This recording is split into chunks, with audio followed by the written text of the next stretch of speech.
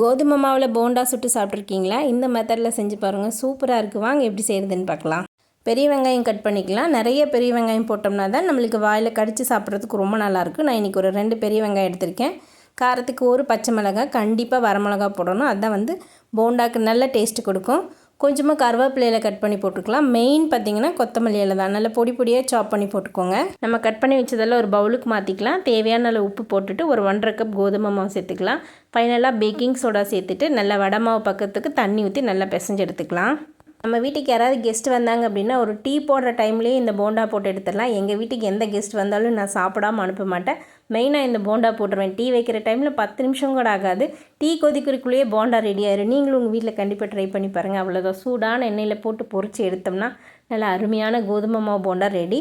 கோதுமை மாவு அப்படிங்கிறனால நம்ம அடிக்க கண்டிப்பாக சாப்பிட்லாம். மைதா மாவு கடலை மாவை விட கோதுமை மாவு பெட்டர். ஸோ கண்டிப்பாக ட்ரை பண்ணி பாருங்கள்.